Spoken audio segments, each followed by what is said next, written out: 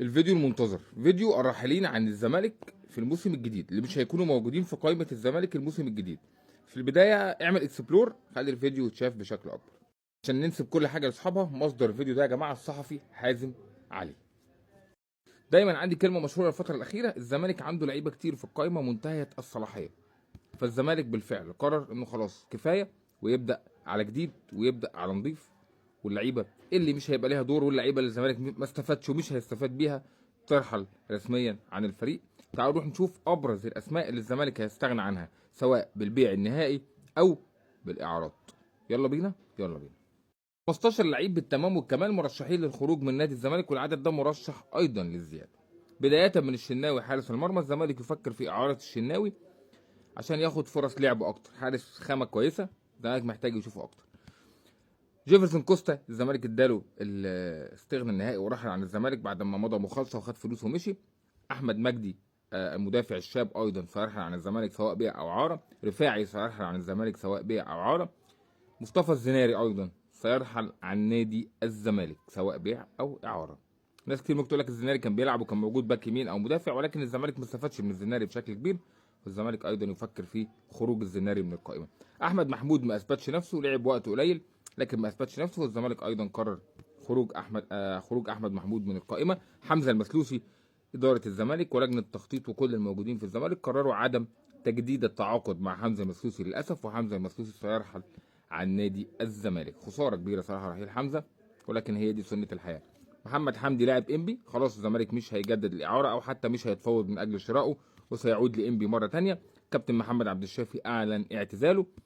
قدام بقى ايشو، حازم اسامه، مهاب ياسر، محمد عاطف، الاربعه هيخرجوا من قائمه نادي الزمالك سواء بالبيع او الاعاره. لسه ما تمش القرار النهائي الرسمي في الرباعي. سيدي مضايق ايضا زي كوستا خد الاستغناء بتاعه ومشي، وحسام اشرف ايضا سيغادر نادي الزمالك. حسام لعب فتره جولس بشكل جيد، ما خدش فرص مع جوميز وما خدش فرص مع كابتن الرمادي، فسيرحل ايضا حسام اشرف سواء بيع او اعاره. دول اللي مؤكد خروجهم من قائمه نادي الزمالك حتى اللحظه اللي انا بكلمك فيها. ال 15 اسم اللي قدامك دول سيرحلوا عن نادي الزمالك.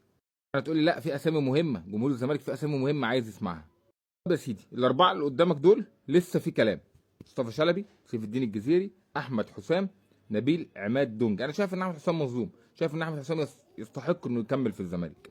مصطفى شلبي عقده هينتهي مع الزمالك الموسم اللي جاي، لسه قدامه موسم كمان في الزمالك، فالامور مش واضحه. هيجي له عرض، هل الزمالك هيخليه يكمل يجدد له ويخليه يكمل ويجيب له جناح قوي يلعب عليه؟ سيف الجزيري انا واحد من الناس اتمنى خروجه من الزمالك، وايضا نبيل عماد دونجا اتمنى خروجه من الزمالك. دول الاربعه اللي لسه هيحصل فيهم مشاورات وكلام مع المدير الفني اللي هيكون موجود سواء الرمادي او حد جديد.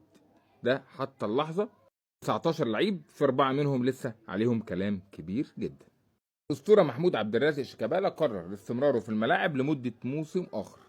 شيكابالا هيكمل الموسم اللي جاي املا في الفوز ببطوله كبيره، كونفدراليه، دوري، داخل بطوله عربيه، داخل كذا بطوله، كاس مصر، داخل كذا بطوله السنه الجايه، املا انه يختم الموسم بشكل مثالي وانه يساعد الفريق بشكل او باخر. شيكابالا خلاص عارف دوره في الفريق، هو قائد وكابتن الفريق، ما بيعترضش زي زمان على اللعب وبيلعب في الفترات اللي بتطلب منه اللعب فيها.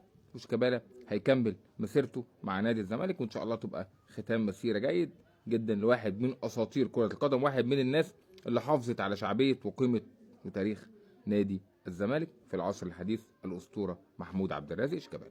اول مهام جون ادوارد مدير التعاقدات في الزمالك هو التعاقد مع شركه نايكي لمده 3 مواسم. شركه نايكي هتقدم كل الملابس لنادي الزمالك من الفريق الاول وكل الالعاب في نادي الزمالك. تعاقد مهم، تعاقد قوي. الزمالك كان بيتعاقد مع شركات مش مهمه، شركات مش قويه، شركات مش موجوده في السوق بشكل او كبير. شركه نايكي واحد من الشركات الكبرى في عالم الملابس الرياضيه تحديدا. الزمالك ابرم التعاقد لمده 3 مواسم، ان شاء الله نشوف شغل جيد وشغل يليق بنادي الزمالك الفتره اللي جايه. مش عارف بقى شركه نايكي دي مقاطعه ولا ايه، حد يبقى يفيدنا يا جماعه في الموضوع ده. الست لعيبه اللي قدامنا دول الزمالك قرر تغيير عقودهم وتمديدها ورفع القيمه الماليه. ناصر ماهر، احمد حمدي، حسام عبد المجيد، محمد السيد، الاسطوره ناصر منسي، ومحمد شحاته. الست لعيبه دول الزمالك قرر تعديل العقود، شايف ان القيمه بتاعتهم اللي بياخدوها حاليا مش احسن حاجه، فانا هرفع عقودهم واظبطها لهم ومدد لهم كمان سنين ويستمروا مع الزمالك بشكل كبير. طيب بفرض يعني ان في لعيب مش هيحابب القصه دي ومش عاوز، خلاص يا باشا هات لي عرض رسمي وتوكل على الله بقيمه محترمه وتوكل على الله، يا اما هتقعد تتجمد ما يبقاش ليك دور الفتره الجايه مع الفريق. دي حاجه كويسه جدا من لجنه التخطيط ومن جون ادوارد والناس اللي هيكونوا موجودين الفتره القادمه. خطوه تحفز كمان اللعيبه ويخليهم يلعبوا بشكل افضل وبشكل احسن، لان زي ما انتم عارفين الفلوس بتفرق بشكل كبير جدا، والفلوس بتجنن الناس وديكوا شايفين اللي بيحصل. الحاجه الاخيره، يبقى في اجتماع بعد اجازه العيد عشان خاطر موضوع الملف المدير الفني، يا اما الكابتن ايمن الرمادي هيكمل لمده موسم مع الزمالك، يا اما هيكون في جهاز فني اجنبي بالكامل. ده اللي هيتم حسمه زي ما قلت لكم بلجنه تخطيط جون ادوارد مع مجلس اداره الزمالك.